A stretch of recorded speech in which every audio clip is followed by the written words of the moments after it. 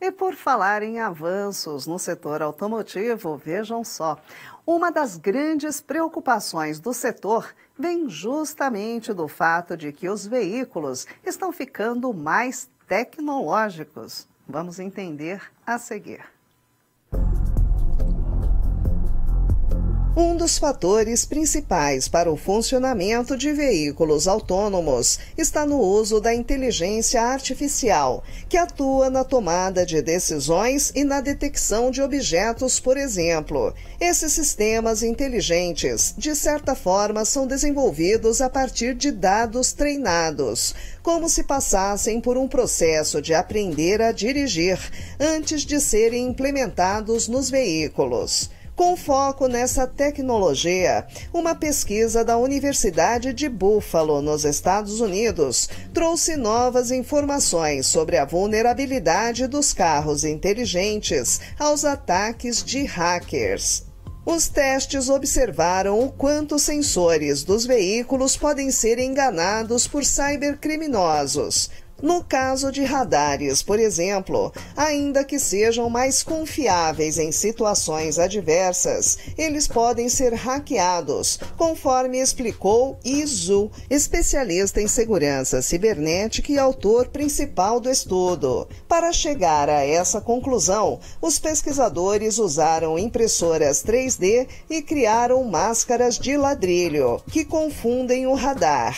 Segundo os resultados, nesse tipo de evento, a inteligência artificial se depara com dados não treinados, aumentando o risco de ataques direcionados para esconder outros veículos da rua, o que resultaria em possíveis acidentes. O estudo aponta que esses tipos de ataque ainda são complexos demais e só seriam realizados por hackers com grande conhecimento na área, pelo menos por enquanto. A equipe lembra que os veículos autônomos podem se tornar uma forma dominante de transporte em um futuro próximo.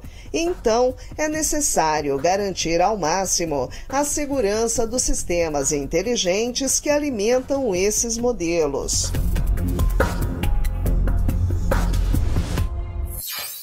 E vamos falar agora sobre o conceito de cidade esponja.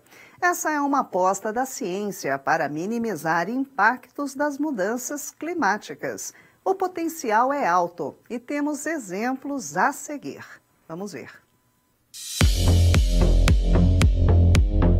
As enchentes no Rio Grande do Sul e as constantes ondas de calor que assolam o mundo são algumas das consequências das mudanças climáticas que devem se intensificar nos próximos anos. Diante disso, surgem estratégias para limitar o aumento na temperatura global e frear as emissões de gases poluentes. Já outros movimentos focam em prevenir ou minimizar os efeitos dos desastres ambientais, incluindo o conceito de cidades esponjas, que une paisagismo e planejamento hídrico para evitar inundações e enchentes nos centros urbanos. Um dos destaques no Brasil nesse sentido é a cidade de Curitiba. Porém, nosso país ainda não tem uma cidade esponja de fato, segundo aponta o climatologista Carlos Nobre, pesquisador do Instituto de Estudos Avançados da Universidade de São Paulo e co-presidente do painel científico para a Amazônia. Ele explica que as cidades esponja são modelos de gestão sustentável de águas pluviais. Esse conceito nasceu na China para lidar com problemas nas cidades causados por mudanças climáticas e urbanização, como as constantes enchentes por lá. No planejamento das cidades esponja, como o nome sugere, está a presença de amplas áreas verdes e sistemas de drenagem e irrigação natural.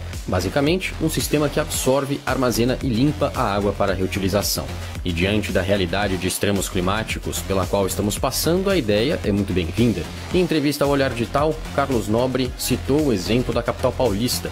A cidade se desenvolveu de uma forma que falta preparo para lidar com chuvas e com altas temperaturas. A parte mais urbanizada, que é quase toda a cidade de São Paulo, que tem pouquíssima vegetação, as temperaturas ali são 5 até 10 graus e meio mais quentes do que a Mata Atlântica do lado de São Paulo, na mesma altitude de São Paulo. Então, olha como a cidade traz ondas de calor, porque a maior parte da energia radiativa solar que chega na superfície é utilizado quando tem vegetação, árvores, para evaporação e transpiração da água. Quando não tem, essa energia vai toda para o concreto, para o asfalto, para os prédios, para as residências, e fica muito quente. Inclusive, a temperatura mínima à noite fica sempre muito mais alta. Então veja isso, 5 até 10 graus e meio mais quente é a cidade de São Paulo. Inundações imensas, porque não tem solo com vegetação, o solo absorve a água da chuva muito forte, evita erosão, evita lama. Então tudo isso é a esponja urbana. Essa preocupação aumenta considerando que mais de 4,5 bilhões de pessoas no mundo vivem nas cidades, e até o ano de 2050 os espaços urbanos devem receber mais 2,5 bilhões de habitantes.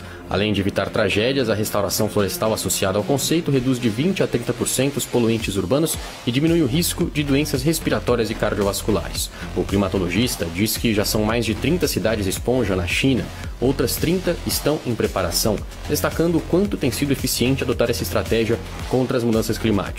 Na Europa, há exemplos de países como a Dinamarca, Itália, Holanda e Alemanha.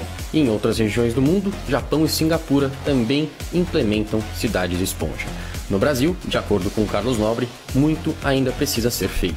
Esponja urbana é combater a emergência climática, reduzir o risco de inundações, alagamentos, deslizamentos em costa. É muito importante restaurar a vegetação das encostas para evitar deslizamentos. Deslizamentos é o evento de chuva extrema que mais leva a mortes aqui no Brasil.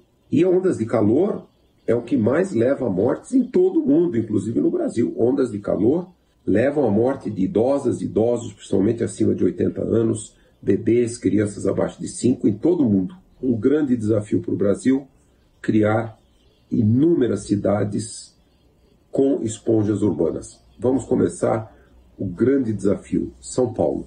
Vamos restaurar a floresta de São Paulo. São Paulo tinha a belíssima Mata Atlântica, que totalmente desapareceu. Vamos restaurar Mata Atlântica em grande parte de São Paulo e tornar a população paulistana muito mais resiliente aos eventos climáticos extremos.